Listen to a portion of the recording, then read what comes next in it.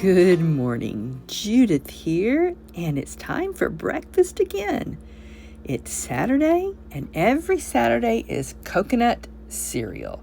It's really not keto, but it is lower in carbs. Let me show you the box and the bowl of cereal.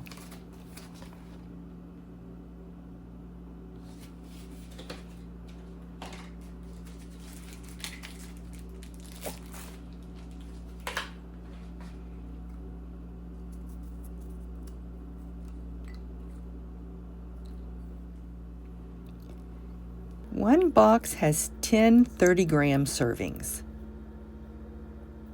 For 10 grams of net carbs each serving, and for portion control, I go ahead and make up 10 bowls of it. That's why the box is empty. It's easy to overeat on it. Now, Dale tests his blood sugar, and this cereal works well for him, if he limits it, because one serving, it is pretty small. And of course, every day the same thing, 2 eggs and 2 slices of bacon, which I cut in half so it looks like 4. Oh, and the eggs are going to be scrambled in 1 tablespoon of butter because today he had a few more extra calories. So I increased the butter. And I've already documented all this food and figured out his macros.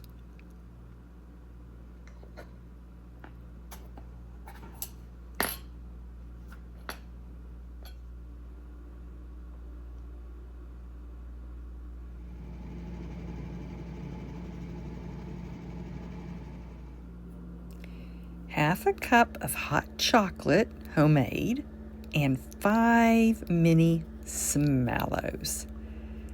Dale loves those things. But again, be careful with keto candy. You have to know your limit.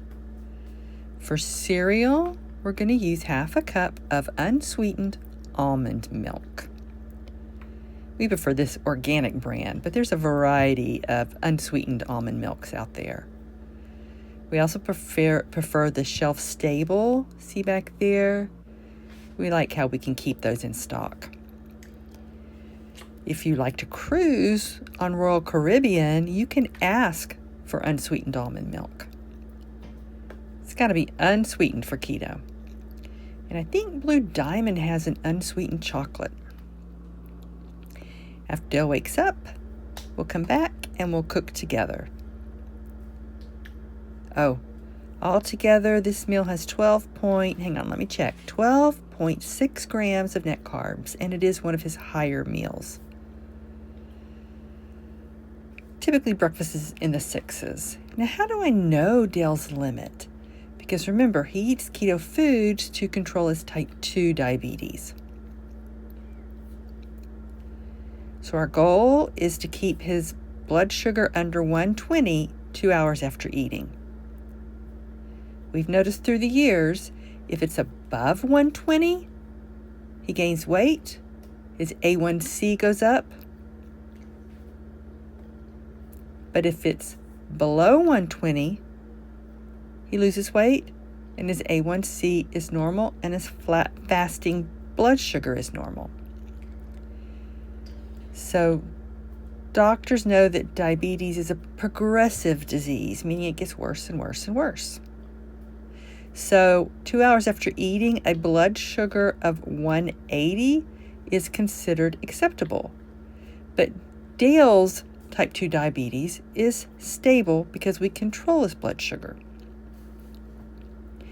So 180 2 hours after eating isn't acceptable to me because that is where you're having organ damage.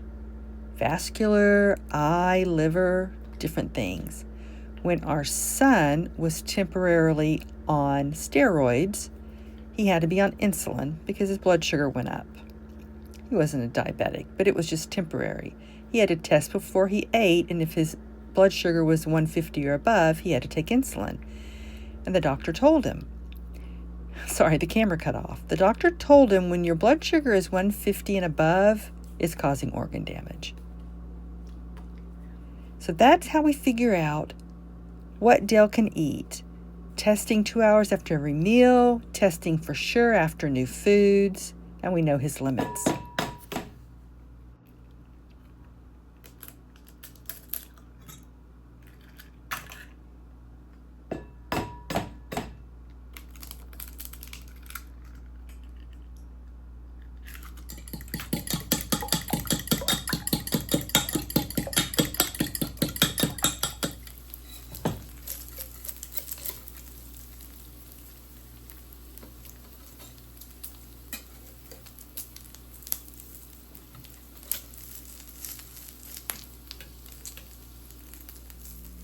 This package of bacon is really meaty with not much fat.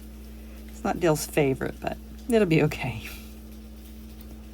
Interestingly, how each package can be different, even though it's the same brand. A lot of times this bacon's thin. This is Applegate, no sugar, uncured pork bacon. It's available here at Walmart.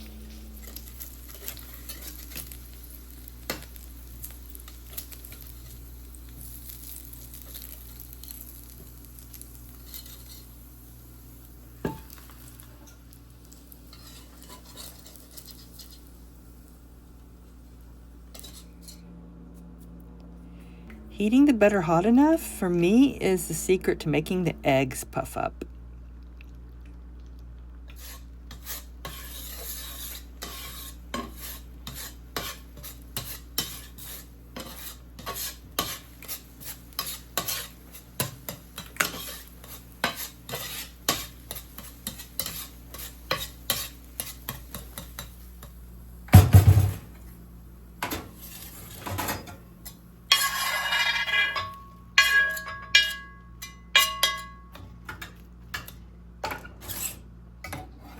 Look who's here. Good morning. Time for my hot chocolate. Delicious.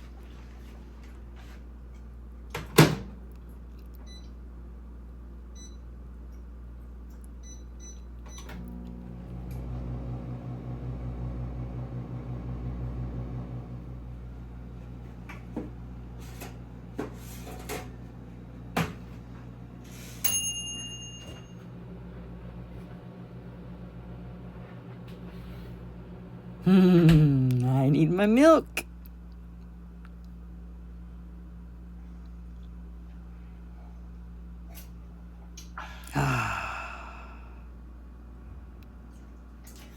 Whew, that's hot.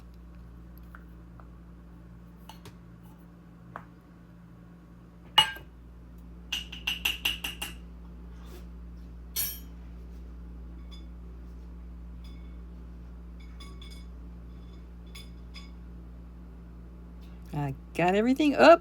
One more thing.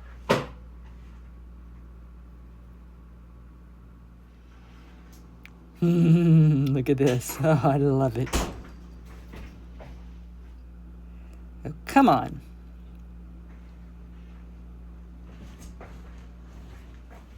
Thank you for visiting Keto Living with Dale and Judith. See you later. Bye-bye.